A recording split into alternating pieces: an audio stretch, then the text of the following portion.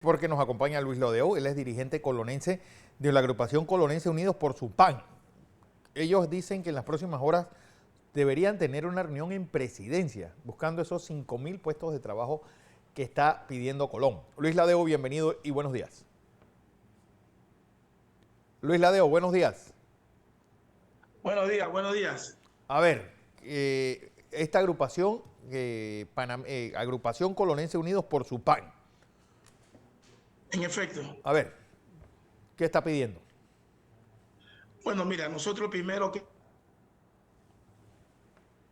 Bueno, estamos hablando con Luis Ladeu, él es del dirigente de la agrupación Colonense Unidos por su PAN. Ellos esperan en las próximas horas una reunión en la presidencia de la República para tener respuestas de estas 5.000 plazas de trabajo que están solicitando para la provincia de Colón. Mientras logramos concretar la comunicación con el señor Ladeu, está también Fernando Ábrego, él es dirigente de la Asociación de Profesores de Panamá. Inicio de año escolar, profesor Ábrego, bienvenido y buenos días. Sí, buenos días, Fernando, saludos, bendiciones a ti, a Vilma y a todo el equipo de Next. Baja un poco la Carlos cámara, tocayo, Profesor, para ver, para poder apreciar. mejor, sí. Así es. Bueno, ahí está. Profesor, inicio de clases, ¿qué nos espera en este año lectivo 2025? Inicia el próximo lunes 10. Sí, nosotros tuvimos hace poco una reunión con la señora ministra de Educación, se tocaron varios temas, entre ellos el tema de mantenimiento, pero ese tema de mantenimiento creo que lo pudimos discutir solamente un 50%. Por ejemplo, el tema del desembolso del FESE, creo que se ha desembolsado 54 millones de dólares, hace falta 5 millones de dólares por hacerle el desembolso. Entendemos que son las escuelas y colegios que hasta este momento los directores no han presentado el informe financiero, sin la cual no se le puede hacer el desembolso tal cual como lo manifiesta la normativa, pero también hemos solicitado la agilización del uso de los fondos y quizás revisar el tema de todo lo que es el protocolo. Entendemos la importancia del control previo, control posterior de los recursos del Estado, pero muchas veces ese trámite engorroso, burocrático, no permite hacer uso de los recursos y atender, por ejemplo, a las reparaciones menores, entre otros aspectos. También tocamos el tema de la necesidad urgente de nombrar a trabajadores manuales, secretarias, inspectores, contables, porque hay muchas quejas de las escuelas y colegios que se llevaron el personal y es importante nombrarlo de manera inmediata para que el día 10 de febrero iniciemos con todo el personal y que los estudiantes no tengan ninguna dificultad en cuanto a sus trámites y en cuanto también al proceso de enseñanza-aprendizaje, teniendo presente que ya todos los maestros La y lista que docentes... usted está dando, profesor, aparenta ser extensa para tomando en cuenta que las clases hoy es jueves, mañana es viernes y ya el lunes. Ya el lunes. El lunes inician las clases. Hoy por hoy el escenario está dado para que inicie y que se desenvuelva como debe ser el año escolar, tomando en cuenta escuelas ya en buen estado, aptas para recibir a los estudiantes, tomando en cuenta que nos manifestaba la propia ministra de Educación, se han nombrado más de 4.000 plazas, creo que nos mencionaba que unos 300 se estarían nombrando la próxima semana. ¿Cómo está el escenario en estos instantes, profesor? Sí, es una lista vasta la que estoy mencionando, pero son necesidades que ya se conocen a finalizar el periodo escolar 2024. Entendemos nosotros que muchas comunidades educativas en este momento, creo que podríamos hablar de un 85%, están listas para iniciar el periodo escolar según los informes que tenemos nosotros en la Asociación de Profesores. Sin embargo, hay muchos proyectos que están esperando la ejecución, la reparación y la construcción de nuevos edificios como el Colegio Fernando de Lecé, terminar el Colegio República de Venezuela, la Pedro Pablo Sánchez, que todavía tiene algunos aspectos ahí que hay que ventilar en tema de construcción, entre otros muchos centros educativos, incluyendo el Colegio José Antonio Ramón Cantera, la profesional Richard Neumann, entre otros muchos centros educativos. Esa es la parte que hace falta discutir con la señora ministra de Educación, de ver los proyectos que hacen falta por terminar su ejecución y otros que deben iniciar porque ya son escuelas y colegios que entregaron el diseño, entregaron toda la documentación para la construcción de ese nuevo proyecto y atender a los estudiantes como ellos se lo merecen, ¿no? Y creo que esa es una aspiración no solo nuestra, sino también del Ministerio de Educación y de los padres de familia y por supuesto de los mismos estudiantes. Nosotros esperamos que la mayoría de los docentes estén en su puesto de trabajo el día lunes y también los estudiantes, ¿no? Porque a veces no solamente es el tema del inicio del periodo escolar, sino también a veces son los propios estudiantes que por producto de las necesidades económicas dentro de su familia tienen dificultad en cuanto al inicio del periodo escolar y se van incorporando en el transcurso del primer trimestre. ¿Qué pasa, don Fernando, con la mejora en la currícula? Realmente los resultados del año lectivo 2024 fueron un desastre. Mira, Entrada tema, de alumnos a la universidad, entrada de alumnos de escuelas oficiales en la Facultad de Medicina, es decir, los índices fueron fatales. Es decir, ¿qué se piensa hacer para mejorar esa currícula en este año 2025? Bueno, mira, realmente sería el tema de la evaluación de los aprendizajes, porque el tema de la currícula tendríamos que ver es los planes de estudio y quiero partir de la currícula ahora que lo menciona por el hecho de que en muchas escuelas yo creo que el Ministerio de Educación debe revisar que, por ejemplo, en primaria se tiene incorporado, digamos, la asignatura de informática que forma parte del conjunto de otras asignaturas, pero tienen a los maestros dando soporte técnico y no enseñándole informática a los estudiantes. Y yo creo que eso es un tema que tiene que ver con supervisión del Ministerio de Educación en el caso de la primaria. Nosotros tendríamos que ver, Fernando, también el tema de la evaluación de los aprendizajes de los muchachos, por ejemplo, primaria, secundaria. Recordemos, y ya lo he mencionado en otras ocasiones, que los estudiantes que tienen dificultad en matemáticas, ciencias naturales, español, ciencias sociales, que son las asignaturas que de repente en primaria tienen un mayor grado de dificultad, los estudiantes fracasan en esas asignaturas, pero cuando le sacas el promedio global pasan para primer año y resulta que en la premedia, que forma parte de la educación básica general, siguen teniendo las mismas dificultades y no hay un puente, digamos, de atención a esos niveles de dificultad en vacaciones, por ejemplo, como curso de reforzamiento, o puede ser también durante todo el periodo escolar mirar qué, digamos, qué programas se pueden utilizar para atender esa falencia de los estudiantes. Entonces, lógicamente, que esas asignaturas, esos estudiantes tienen esos niveles de dificultad que no la van superando, incluso llegan a la media y llegan a la universidad con esos niveles de dificultad. Yo creo que todos los actores del sistema debemos mirar el tema de la evaluación de los aprendizajes, no solamente desde el punto de vista de la calificación, sino también de lo que estamos enseñando y cómo lo estamos enseñando. Por eso debe haber una coordinación. Cuando a ti se te entrega todos los informes de las asignaturas que mayor incidencia de fracaso hubo al finalizar el año, entonces quiere decir que las capacitaciones tienen que ir dirigidas a esas asignaturas mayormente, lógicamente sin descuidar el tema del uso de las tecnologías, de las TIC, que son importantes como herramienta, como acompañamiento para mejorar el proceso de enseñanza-aprendizaje. Es una tarea ardua porque nada más nosotros vemos resultados, pero cuando te metes dentro del proceso de enseñanza-aprendizaje hay una serie de distractores, hay una serie de situaciones familiares, hay una serie de condiciones de educabilidad, hay una serie de situaciones individuales del propio estudiante que el gabinete psicopedagógico también debe atender. Es decir, es un conjunto de tareas que tienen todos los actores del sistema educativo y que no se centra solamente en el aula de clase. El aula de clase desarrolla o trata de que el estudiante aprenda esa asignatura en base a todas las actividades académicas que se le dan, pero ahí se da el resultado de todas esas interacciones que estoy mencionando y de las que deben participar todos los actores del sistema. No, y tiene razón usted, profesor, el señalar de que se habla de los fracasos que se cometen, pero no se corrigen el porqué de esos fracasos, y es interesante lo que usted puntualiza al respecto. ¿Cuál será el mayor reto que se tendrá para este año? Se habla de advertencias, incluso sí, de posibilidades de protesta por temas de caja de seguro social, pero el reto en sí de la educación, a juicio suyo como representantes de este importante gremio, ¿cuál sería? Mira, hay muchos desafíos,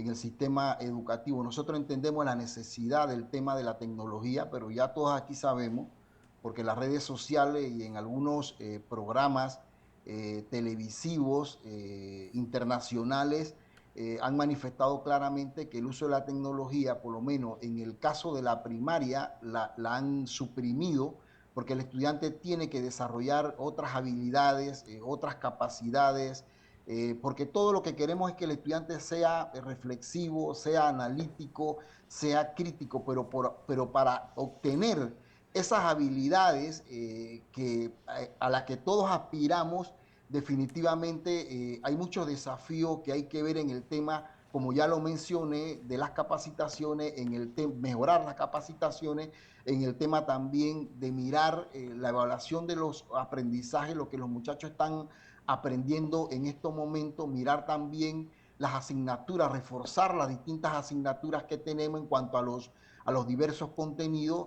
por parte del Meduca también y por parte nuestra en el contexto de la comunidad educativa, mejorar las condiciones de educabilidad de los muchachos, en el caso, por ejemplo, de los laboratorios de informática, de ciencias naturales, porque el tema de la teoría y la práctica es importante que interactúen y en la medida de las posibilidades también hacer investigaciones sobre lo que está pasando internamente en las regiones educativas en cuanto a esos procesos de enseñanza-aprendizaje para poder entonces de manera objetiva y científica ahorrar proyectos que vayan en beneficio de todo nuestro estudiantado, que es lo que nosotros queremos, tanto maestros y profesores que estamos día a día con nuestros estudiantes dentro del aula de clases, que nos conocemos durante todo un año y que sabemos cuáles son las situaciones familiares, las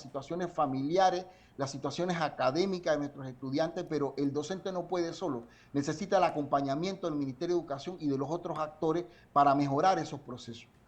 Bueno, lo cierto, don Fernando, es que empezamos con la educación realmente a niveles mínimos, porque ya le digo, 2 años de pandemia, unas clases virtuales que los resultados fueron realmente patéticos, un año de cierre en marzo del 22, en julio del 22, las protestas del año pasado, es decir, vienen con un arrastre importante que no sabemos si puede llegar a nivelarse. Y pues la ministra de Educación hace unas semanas que la entrevisté, nos dijo, bueno, sí, realmente, cuando ella me dijo, solamente de 6 escuelas oficiales pudieron entrar muchachos a la Facultad de Medicina de la Universidad de Panamá, de los 3.000 muchachos que trataron de entrar en esa escuela. Esos son resultados que ustedes, el sector educativo, tienen que tener en mente. Es decir, nosotros le estamos dando herramientas a los muchachos para tener ese mejor futuro, para tener esas mejores oportunidades de trabajo. La facultad de Medicina, y creo que hay que manejar un poco las estadísticas. No todos los estudiantes que aspiran a entrar a la Facultad de Medicina de la Universidad de Panamá van a poder entrar por un tema de aforo. Es decir, la misma facultad tiene un tope de entrada de los estudiantes. O sea, sí, el tope, pero es el promedio. Sí, pero ese es uno. Lo otro también es el hecho de que la Universidad de Panamá y la Tecnológica son las únicas universidades a nivel nacional que le ponen pruebas a los estudiantes. A las universidades privadas ninguna se le pone prueba. Todas entran nada más pagando la matrícula. Eso es algo que también hay que decirlo. Pero digo, es algo perverso que por ejemplo, la Facultad de Medicina y la Universidad Tecnológica, pues muchachos que vienen de escuelas particulares son los que están aprovechando esa oportunidad. Bueno, hay que mirar las estadísticas, en concreto y de manera científica, porque se habla mucho de la educación pública, que tiene muchos arrastres por los temas que tú has mencionado, pero todos aquí sabemos que en la época de la pandemia, desde 1994, si mi memoria no me es infiel, aquí se dijo que se iba a modernizar el sistema educativo panameño con la inclusión del 6% del Producto Interno Bruto. Pasaron más de 28 años y ningún gobierno modernizó ningún sistema educativo. Entonces hay que hablar también de las políticas públicas en materia educativa que han sido desacertadas, que no han atendido de fondo el problema educativo y ahora tenemos esos arrastres. Lógicamente que en la pandemia esa situación se profundizó, pero también tenemos políticas públicas en materia social en materia que tienen que ver con la clase trabajadora, a la cual el docente y maestro y profesor no se exime de esas situaciones y definitivamente que tienen un impacto en el proceso de enseñanza-aprendizaje. Por eso que todos los gobiernos cuando suben es importante que gobiernen para el pueblo y no para una clase social. Mientras eso pero es que no están gobernando por una clase social. Tocayo, lo que están trabajando... El proyecto de ley 163 es perverso. Es un proyecto de ley que atiende al sistema financiero y no a las necesidades de la clase trabajadora. Digamos las cosas como son. Es más, el problema principal del proyecto de ley 163 es el tema de las cuentas individuales, que llevan oculta el tema del aumento de la edad de jubilación y empeora las condiciones de vida de la clase trabajadora cuando se jubile la primera, segunda, tercera generación. Ahí no vamos a dar cuenta, ahora no lo vamos a poder ver, no vamos a dar cuenta que el gobierno nacional y la Asamblea de Diputados son los que van a definir cuánto ustedes como periodistas, nosotros como docentes y cualquiera en las distintas actividades económicas, cuánto es lo que nosotros debemos de cobrar para pensionarnos. Pero es que ahí es donde tiene que hacerse. Vuelvo y digo, la devaluación de... una ley se tiene que hacer en la Asamblea. Profesor, ustedes tuvieron la oportunidad de presentar candidatos, fueron candidatos y la gente no los eligió. Eso significa... En la presidencia de la República. Bueno, nosotros, la Asociación de Profesores de la República de Panamá, en su momento vamos a presentar los candidatos, así lo consideramos, claro, porque tenemos el derecho constitucional y así lo vamos a hacer. Pero de la Asociación de Profesores, mencióname un nombre de quien se presentó a la candidatura, mencióname un nombre. Y lo otro, nosotros desde la presidencia de la República hemos presentado propuesta al proyecto 163. Nos hicieron perder el tiempo allí solamente para legitimar una propuesta. La presentamos también en el auditorio Tite Alvarado de la Asamblea Nacional. Hicieron el recorrido en todo el país, haciéndole entrevista y la gente presentando sus distintas propuestas. Y vayan a ver cuántos articulados tiene el proyecto de ley 163 de lo que la gente dijo, de lo que la Universidad de Panamá dijo, de lo que los economistas dijeron, de lo que los sindicatos... de los bloques, profesores, nada, de los bloques que se han aprobado... ¿Cuánto se tomó en cuenta y hasta el momento lo que se ha aprobado, cómo lo evalúan? O sea, no todo debe ser malo, no, es que lo que yo trato también de hacerle entender, profesor, es que, es decir, lo que ustedes están diciendo no es infalible. Yo no he dicho que todo es malo, Vilma y Fernando, fíjate, yo no he dicho que todo es malo, pero todos aquí sabemos que las patas principales de las cuentas del proyecto 163 son las cuentas individuales, son la administración de los fondos. ¿Cómo está compuesta la Junta Directiva? La Junta Directiva pierde autonomía en la forma y en el fondo, cómo está constituida la Junta Directiva. Es más, ¿cómo es posible que el día previo a los carnavales se presentó un cúmulo de propuestas donde lo que están viendo es el aumento de la dieta a $200 a los miembros de la Junta Directiva? Mira, el que aspira a ser miembro de la Junta Directiva tiene que tener sentido de servicio. Yo no digo que no se le dé una dieta, pero a $200 teniendo presente todas las situaciones financieras que tiene la Caja del Seguro Social. Es un contrasentido. Pero es que a la larga la Junta Directiva así como hay otras contrasentidos en el mismo proyecto de ley 163. Hay cosas coincidentes, pero hay cosas que definitivamente hay que conversarla más y no puede ser posible que la Asamblea Nacional sea la que tenga ya la última palabra en relación al tema. Pero es que, profesor, si es una ley, son las que tienen que hacer leyes, no nosotros en las calles, y menos a las patadas. Bueno, mira, si planteamos ese principio que tú acabas de decir, yo diría que entonces la Asamblea Nacional podría legislar incluso en el tema de la esclavitud. Digo, si nosotros guiamos a gente y votamos por esclavistas, lo más probable es que voten a favor de la esclavitud. Escúcheme, es decir, desgraciadamente esa es la democracia, profesor.